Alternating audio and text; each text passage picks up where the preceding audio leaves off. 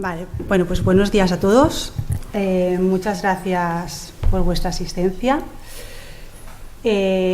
Muchos de vosotros ya lleváis muchos años en este sector, por lo tanto ya conocéis la Agencia de Residuos, pero bueno, para los que sois los alumnos del curso o lleváis poco tiempo, pues somos el organismo compañero con ACA que recibe todos los trabajos que realizáis, ¿vale? Todos vuestros informes, todos los análisis de riesgos, todos los proyectos de descontaminación. Entonces, ¿eso qué es lo que provoca? Que tanto la Agencia de Residuos como ACA pues recibamos una cantidad de documentación muy elevada en muchos formatos, con muchas maneras de enfocarla, muchos criterios. ¿Qué hemos querido desde la Agencia de Residuos proponernos? Pues bueno, en este sentido y como órgano competente tenemos la capacidad de establecer, intentar homogeneizar los criterios, unos criterios en el cual la documentación que nos llega sea más similar entre sí, no tenga unos criterios homogeneizados, que todo el mundo más o menos todo lo enfoque igual, actúe de la misma manera, lo interprete igual y además nos llegue en unos formatos que a nosotros también nos sea más fácil de interpretar y entender. ¿Qué es lo que ha hecho la agencia desde hace un tiempo? Pues desde hace años trabaja creando documentación para conseguir este objetivo de homogeneizar los criterios con los que trabajamos y tomamos decisiones. En este sentido, en nuestra página web se puede consultar toda esta documentación generada y la hemos clasificado en distintos tipos. Tenemos las publicaciones divulgativas, donde solamente se expresa información pues, que tiene una visión de tratar la problemática medioambiental en suelos en general. Y después tenemos otros apartados donde hay guías y circulares técnicas. Las guías en sí serían más amplias, pero las circulares técnicas, como ahora veremos, son de aspectos más concretos. Estos dos tipos de documentos ya los enfocamos más a explicar de una manera más específica cómo realizar las tareas e incluso pueden contener criterios para la toma de decisiones. Circulares técnicas, que es lo que se centra esta ponencia. Como veréis aquí, hemos trabajado en 9 circulares. 7 específicas del análisis de riesgos, una para temas de excavación y gestión de tierras y una última para la toma de muestras de suelo remanente. Estas circulares, como ya he dicho, no pretenden explicar, sobre todo las que son de análisis de riesgo, no pretenden explicar cómo debéis de realizar vuestro trabajo, cómo realizar un análisis de riesgo. Lo que tienen son los puntos que consideramos más importantes, cómo queremos que algunas cosas se consideren o cómo queremos que nos llegue esa información para poder entenderla y interpretar rápidamente. Por lo tanto, son documentos con una estructura muy sencilla, en los que tienen un marco legal en el que nos sustentamos para realizarlas, el objetivo de alcanzar en ese documento, un contenido, que son estos puntos que queremos homogeneizar, y algunas pueden tener algún anexo que nos interese. Bueno, si entramos en las circulares, lo que voy a hacer no es explicar todas las circulares de una manera exhaustiva, porque como he dicho están en nuestra página web, ahí las podéis consultar, descargar, imprimir, lo que queráis. Por lo tanto, voy cada una de ellas a hacer como una pincelada de cosas que nos parecen muy importantes o que nosotros hemos querido poner en relieve. La primera circular es nos habla de las fases de la QR. O sea, ¿cuándo voy a realizar una QR? ¿Cuál es el mejor momento? ¿Qué es importante para nosotros como agencia? Para nosotros en Alacurrer es muy importante que el modelo conceptual, o sea, lo que yo me voy a construir, que es lo que conocemos como foco, ruta, receptor, tiene que ser robusto, tiene que tener yo tengo que tener los suficientes datos para poder realizar un análisis de riesgo, lo que decimos que vamos a estar seguros, conservador, con datos fiables. Por lo tanto, desde la Agencia de Residuos siempre vamos a recomendar que el análisis se realice después de una evaluación detallada. O sea, después de que nosotros tengamos un conocimiento suficientemente amplio y que estemos bastante seguros de el modelo conceptual, pueda realizar un buen modelo conceptual de mi emplazamiento. En esta circular también hemos querido abrir el tema de realizar un riesgo cualitativo en vez de cuantitativo, ¿vale? Aquí queremos hacer un énfasis porque a veces con eso hay un poco de duda. Yo tengo la capacidad de realizar un análisis de riesgo cualitativo, que es que sin tener que realizar un cálculo puedo decir que puedo argumentar que ahí no va a haber un riesgo para la salud del receptor que tengo ahí. ¿En qué circunstancias consideramos que eso es válido? En estas dos que os ponemos aquí.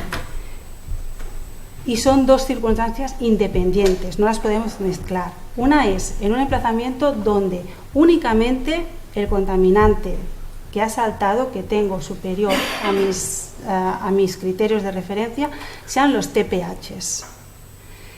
Siempre y cuando, además de ser superior a los 50 miligramos kilogramos, no superen los 500 miligramos kilo.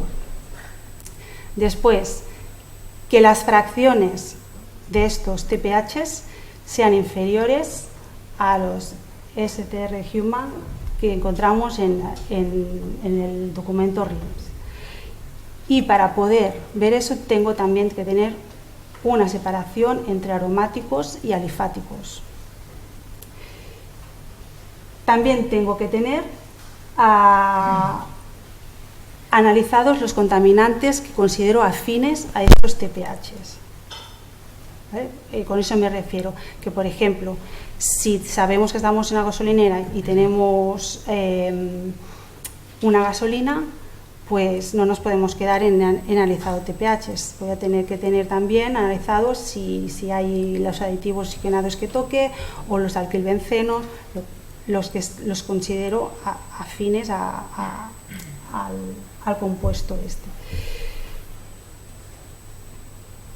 Se tienen que tener que cumplir las tres condiciones. Ahora bien, ponemos una excepción, que es en esos suelos superficiales donde consideramos que el uso del suelo es sensible, y aquí hemos puesto algunos ejemplos como pues, los patios de escuela, un parque infantil, este análisis cualitativo no lo vamos a poder realizar. Tendremos que pasar al cuantitativo. El segundo supuesto es para los metales. Igual que con los TPHs, solo tengo que tener afección por metales en el emplazamiento para poder hacer un cualitativo. Además, las vías de exposición no tienen que ser completas. Y por último, tengo que poder demostrar que esos metales no me lixivían en el medio. Y eso lo podré hacer con analíticas específicas que me demuestren que no se produce lixiviación. Por último, importante de esta circular, a veces no tenemos claro cuando tenemos que realizar una actualización del análisis de riesgo. Bueno, pues seguro, cuando tenemos una recuperación voluntaria del suelo, una vez terminada, tendré que hacer el análisis residual. Y después también cuando haya hecho lo que haya hecho en el emplazamiento, me cambien las condiciones iniciales, o sea, las condiciones del AQR que he hecho inicial, después de esa evaluación detallada del emplazamiento. tanto si es porque me han cambiado los receptores, porque me han cambiado las condiciones del emplazamiento que he considerado, porque he detectado contaminantes con concentración mayor que la CR inicial. Circular 2. Aquí es como entramos en qué contaminantes voy a considerar en el análisis de riesgo. Bueno, pues los contaminantes que vamos a llamar contaminantes de interés, que es eso que voy a incluir, van a ser los que tengan mayores de los criterios de referencia, los que no tengo criterio de referencia para comparar, los que, como ya he dicho, son afines al contaminante que detecto y por lo tanto y superen criterios o no tengan criterio. Y eso lo queremos destacar también, todos esos contaminantes que, aunque se encuentren en baja concentración o poca frecuencia en mi emplazamiento, si no tienen valor de referencia o son superiores a los criterios de referencia, los voy a tener que considerar. ¿Y qué concentraciones? Por defecto voy a considerar la máxima. Ahora, se acepta que pueda haber un tratamiento estadístico, como por ejemplo la UCLA 95. Y en ese caso, pues también se recomienda que los software que se utilicen para este tratamiento sean software pues, reconocidos. Importante, que ya se ha dicho también en la diapositiva anterior, los TPHs. Es importante analizarlos por familias y cadenas. Y no es válido no haberlo analizado así y sustituirlo por los rangos GRO y CRO.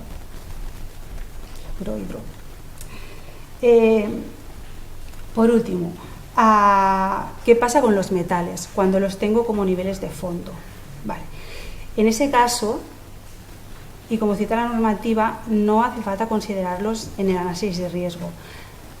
Ahora bien, se tiene que demostrar que son de origen geogénico, que son realmente valores de fondo de ese suelo, ¿vale? Eso se puede hacer con análisis, con estudios que se hagan y se demuestre, o se puede hacer con un fondo bibliográfico. Circular 3, datos toxicológicos, ¿vale? ¿Qué es lo más importante aquí? Los datos toxicológicos tienen que estar siempre actualizados. Nosotros lo que ponemos es un rango de preferencia de bases de datos en los que consultaros. En primer lugar l'IRIS, después la RAIS. Si aquí no está, tenemos otras bases de datos donde se puede consultar. Importante, desde la Agencia de Residuos aconsejamos que los TPHs se comparen con los TPH Working World en lugar de los PPRPD.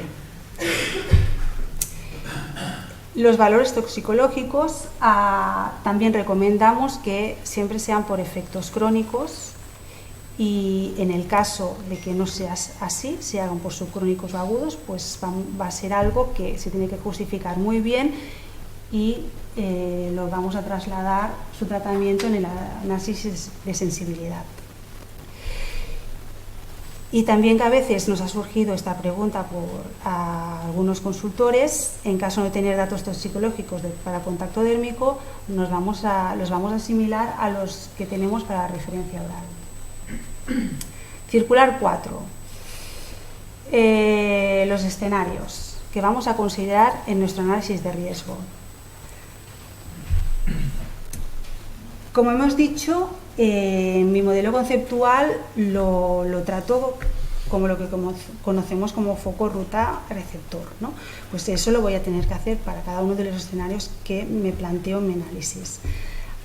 Así que voy a tener foco, qué contaminantes de interés considero, eso se ha tratado en la circular número 2, ruta, qué vías. En este sentido, vamos a tener que justificar todas las vías que utilizamos y las que no. Y aquí lo más importante que queremos destacar es que no vamos a aceptar que se descarte la vía de inhalación de vapores en exterior, argumentando que en el interior es más restrictiva. Vale, todas esas argumentaciones tienen que estar técnicas y muy bien explicadas. Por defecto no es aceptable. Último, receptores. En cada escenario vamos a tener que detectar el receptor potencial de ese escenario, y que vamos a tener que definir los patrones de exposición para el individuo razonablemente más expuesto de ese escenario. Aquí comentar que para el tema un receptor residencial o asimilable, siempre vamos a querer que se calcule los resultados para la población infantil y adulta. Como comentarios generales, en los escenarios vamos a tener que considerar el uso actual y futuro de los suelos, tanto on-site como off-site. Si el uso planificado futuro no está definido, vamos a tener que considerar el escenario hipotético más conservador para ese uso futuro. Otra cosa importante, el escenario de obras, movimiento de tierras, siempre queremos que se evalúe en el ACR que realizáis. Otra cosa también que a veces nos llegan muchos análisis de riesgo son el tema de proponer medidas provisionales correctivas o que disminuyan el riesgo. No se puede realizar un análisis de riesgo con estas medidas provisionales. Esos son es unas decisiones que a veces se toman para que en ese momento no haya un riesgo inminente, pero eso no es como qué es lo que nosotros tenemos en nuestro emplazamiento ni en lo que en el futuro vamos a tener. Un análisis de riesgo siempre se tiene que considerar con un suelo que tiene que acabar siendo un uso apto para el receptor que vaya a estar. Y por lo tanto las medidas provisionales no son aceptables para introducirlas. Y por último, pues se deben justificar adecuadamente todos los escenarios que no se consideren. Circular 5. A ver, los modelos de transporte. En esta circular es un tema bastante complicado y por lo tanto lo que voy a nombrar son algunos puntos que nos interesan de este modelo que nosotros vamos a tener que realizar en el AQR. Vale. ¿Qué voy a hacer? Para los modelos de transporte, pues ya lo ponemos aquí, ¿no? Es el transporte del contaminante desde la fuente, desde el foco hasta mi receptor, ¿no? Toda esta ruta que establezco.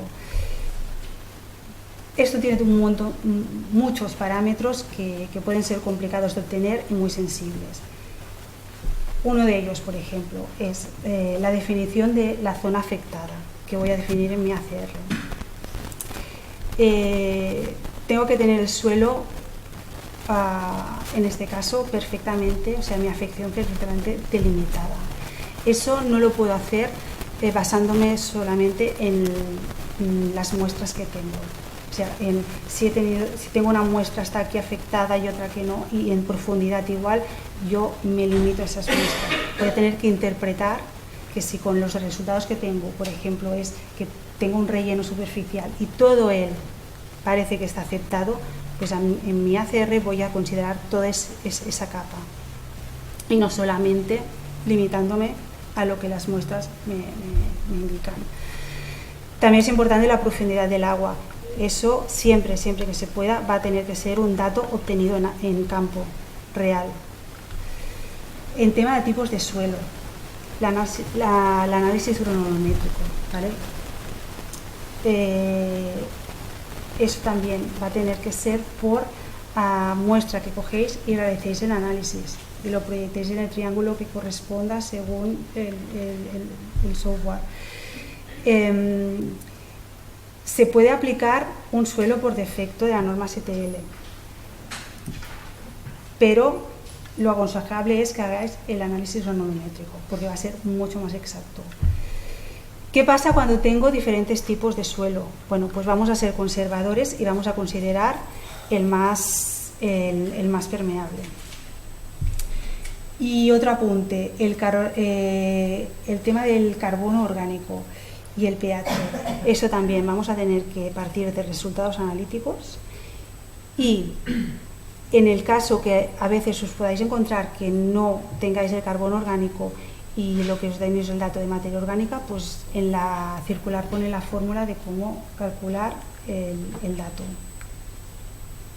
¿Qué más? Aguas subterráneas, conductividad hidráulica, gradiente, porosidad, ¿vale?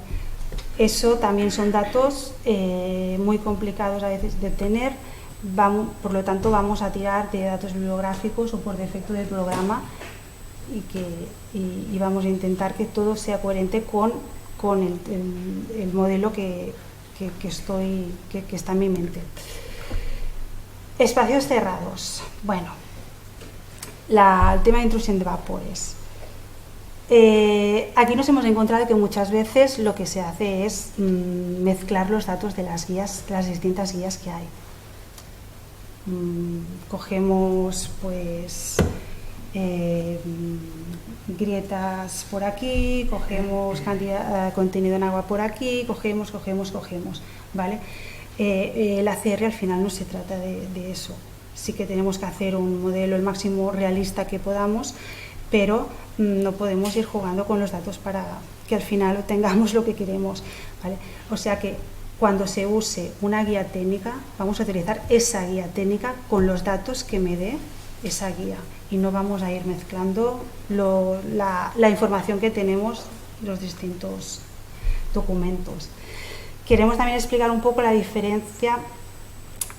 Aquí también a veces hay confusión entre lo que es la profundidad. Una cosa es la profundidad de mis cimientos, mi pavimento, que lo tengo, que es lo que introducimos en los programas como Z-Crack, y otra cosa es el espesor de ese pavimento, que es la L-Crack, ¿vale? También otra cosa que nos hemos encontrado es cuando tenemos que calcular la superficie o perímetro de mi sótano, por ejemplo, en donde se puede producir la intrusión de vapores. Eso muchas veces lo que se hace es hacerlo cuadrado, la suma, hacéis perímetro entre paredes. No, es esa solera más lo que ocupan las paredes.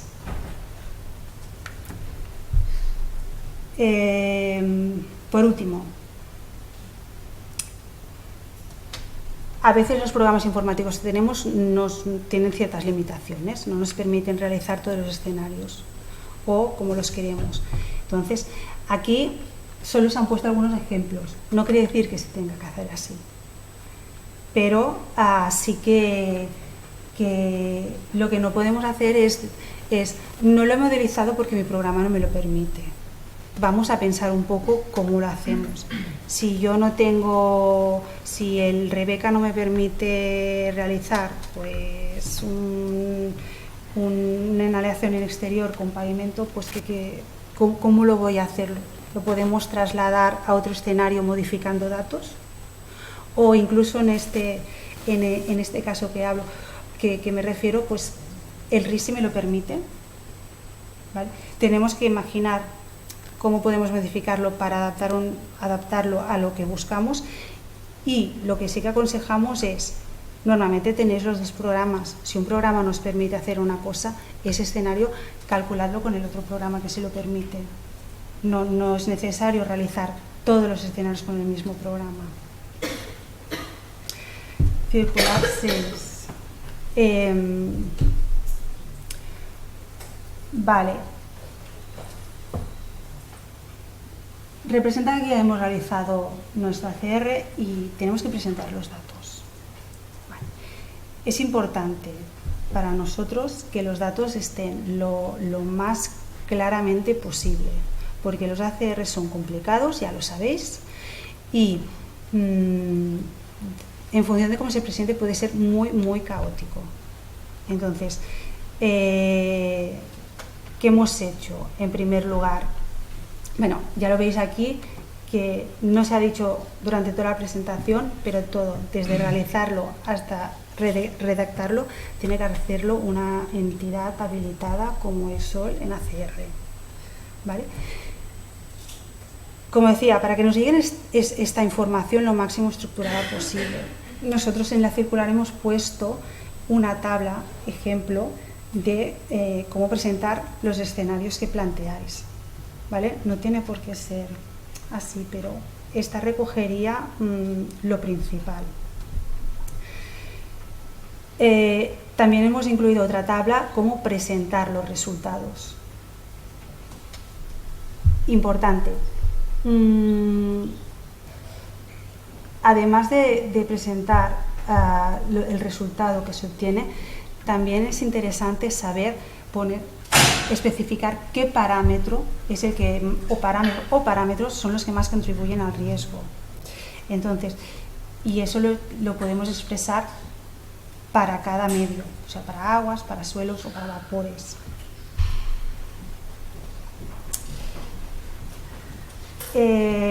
Otra cosa que es interesante es muchas veces calculáis en cada escenario para suelos, para aguas, bueno, es importante sumar las vías para un mismo escenario, para ver lo que es el riesgo acumulativo. Como ya he comentado anteriormente, los escenarios más sensibles es preferible que entreguéis datos tanto para niño como para adulto. A veces nos encontramos que también combináis vías de exposición que impliquen cambio de ubicación del receptor, ¿vale? Eso, si son, por ejemplo, inhalación interior e inhalación exterior, y además son 24 horas y 24 horas, no lo combinéis. Si hay un trabajador que está 24 horas en un sitio y 24 horas en otro sitio, otro día, son distintos escenarios. Último, ajuste de exposición, ¿vale? ¿Qué hago cuando, por ejemplo, tengo un trabajador de obra que en lugar de 24 horas está 8 horas? Vale.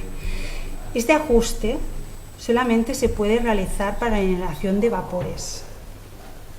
Y además es con dos condiciones. Una, cuando los datos toxicológicos que utilizo del parámetro concreto que estoy introduciendo para este trabajador y para la inhalación de vapores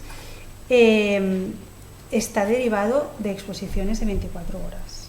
Y segundo, eso se puede realizar en el Rebeca, porque el RIS ya te permite poner qué horas son. El Rebeca trabaja con 24 horas. Por lo tanto, solo con estas condiciones se puede hacer el ajuste a 8 horas. Por último, ¿qué pasa si el análisis de riesgos nos da mal, da inadmisible? Bueno, pues voy a tener que calcular los SSTLs.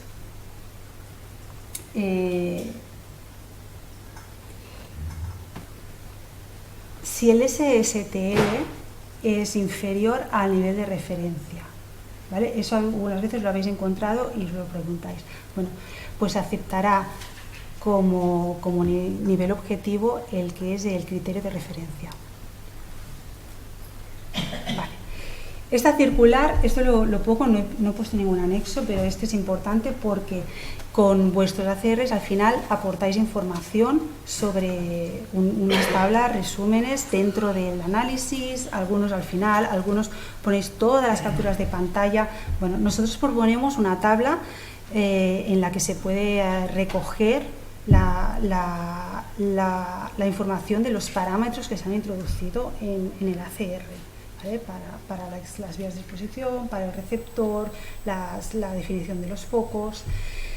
No es una tabla exhaustiva, o sea, tiene lo básico, la podéis complementar con lo que queráis, pero es un buen formato para detectar rápidamente qué parámetros habéis introducido y compararlos con la memoria.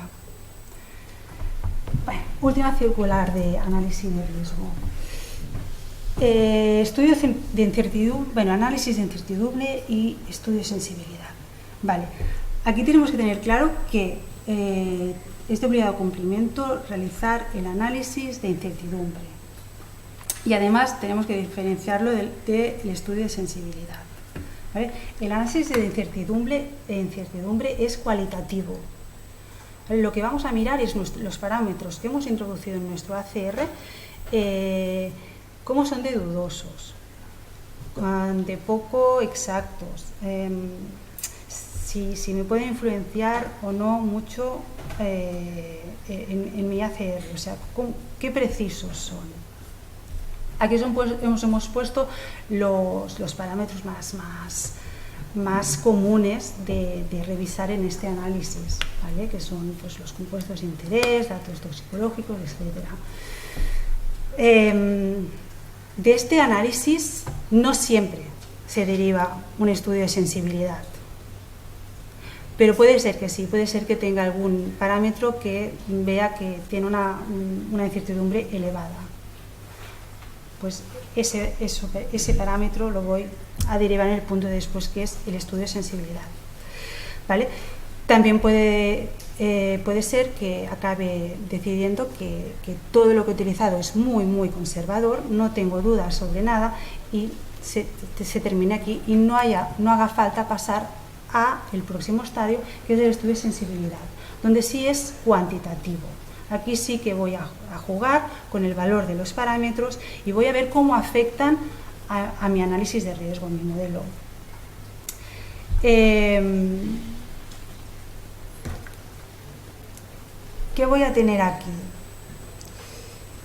Es importante realizar este estudio de sensibilidad, tanto si tengo incertidumbres elevadas como si obtengo en mi análisis de riesgo base resultados muy próximos al límite de admisibilidad y, por descontado, si lo superan.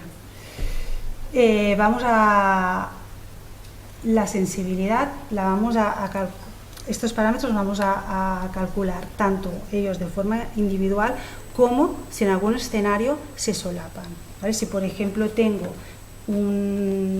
dudas importantes sobre mis compuestos, las concentraciones que he utilizado y la base de datos toxicológica también consultada, y estas dos dudas se dan en un mismo escenario, pues no voy solamente a mirar cómo me afecta que cambie la concentración y que cambie la base de datos, sino además voy a realizar esta sensibilidad con los dos datos conjunta, porque me condicionan un mismo escenario.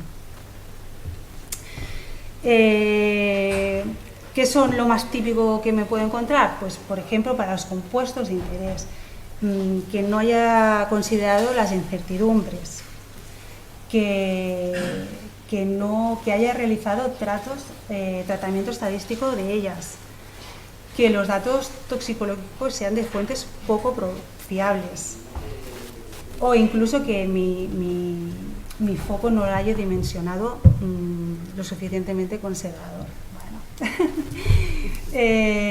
Con mecanismos de transporte, pues la fracción de grietas, la presión diferencial, van a ser datos que normalmente serán dudosos. También factores de biodegradación, ¿vale? Si en nuestro análisis de riesgo los considero, voy a tener que tratarlos en la sensibilidad sin considerarlos. ¿Qué pasa? Después de todo eso voy a tener que sacar unas conclusiones. Muchas veces hacemos la sensibilidad y nos quedamos pues tal cual. Si mi resultado cambia, voy a tener que tomar decisiones, voy a tener que pensar si tengo que revisar mis datos, si tengo que realizar más tareas de investigación para realizar nuevo ACR, si voy a tener que emprender acciones correctoras. Voy a pasarla rápida. Venga, excavación. Venga. Aquí, plan de excavación. En el anexo 1 de esta circular se os explica qué es todo lo que debe de contener un plan de excavación. En este caso tenemos los temas concretos de cambio de uso, que ya sabéis que se acogen al artículo 20 del decreto legislativo, y en donde nosotros con nuestros informes ponemos los condicionantes a las licencias ambientales en licencias de obras. Temas importantes a la hora de las excavaciones, pues los acopios temporales de tierras, que tienen que estar dentro del ámbito de obra, los tratamientos que se hagan de las tierras dentro de las excavaciones, si se deben realizar, no se deben de hacer porque sí, tenemos que partir de ensayos piloto, que los sustenten detrás. Estructuras enterradas se deben de retirar, así como residuos que se encuentren, como por ejemplo escorias no valorizables, residuos que nos encontremos de ahí ya por defecto antiguos. Gestión de tierras, bueno, pues toda tierra excavada se considera un residuo, por lo tanto se gestiona por la red de residuos. Emplazamientos que han soportado antiguas actividades potencialmente contaminantes no se acogen a la orden APM. Si reutilizamos tierras del emplazamiento, tiene que haber analítica, en principio de todos los parámetros de Real Decreto y Decreto Legislativo, cada 500 metros cúbicos, y si se amplía el volumen tiene que justificarse. Y las tierras externas igual, tienen que ir con análisis o certificado. Y si se utiliza material de cantera, tiene que ser el geoquímico de ahí y llevar certificado que así lo demuestre. Memoria final en el anexo 2. Y todo realizado por una entidad acreditada. Muestras remanentes, bueno, igual, entidad acreditada. Hay unas tablas con el cálculo de muestras para base y para pared. Hay algunas especificaciones concretas, como no coger muestra con paredes inferiores a 30 centímetros, las paredes mayores a 3 metros de altura pueden ser una base, puedo juntar distintas bases, paredes irregulares. Importante, 2 puntos. Perímetro de la excavación. Si no llega al perímetro de la parcela, tenemos que coger de esa parte no excavada muestra. Y si queda espacio entre pantallas, también. Puede hacer abrimos la puerta a reducir el número de muestras a coger, ¿vale? Pero con unas ciertas condiciones. Solo en bases, que sean de suelo natural, homogéneo, sin afección. O bases que que se cumpla el criterio anterior, pero además tenga información suficiente durante la etapa de investigación para demostrar que todas las concentraciones están por debajo de los criterios de referencia. Zonas APC, pues si solamente en esas que no tengan almacenaje de sustancias peligrosas, ni materiales de relleno,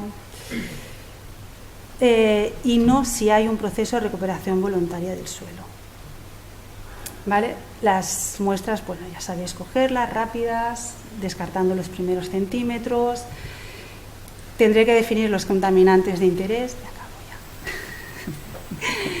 que sean todos los que me han dado por encima los criterios de referencia, los que no tengan criterios, los que la administración os ponga en ese expediente, y voy a analizar pues por defecto, y si no tengo todo eso por defecto, pues todos los de la normativa. Después de las remanentes, a lo mejor tengo que actualizar mi AQR o no, en función de si me han cambiado las condiciones respecto del ACR que calculé, o obtengo concentraciones superiores a las consideradas. Todo realizado por una entidad habilitada. Y por último, que sepáis que en la página web de la agencia, donde en el principio pusimos pues, que se pueden consultar todos estos documentos, también hay una pestaña para realizar consultas sobre toda esta documentación, las guías divulgativas, las circulares, todo. Bueno, muchas gracias.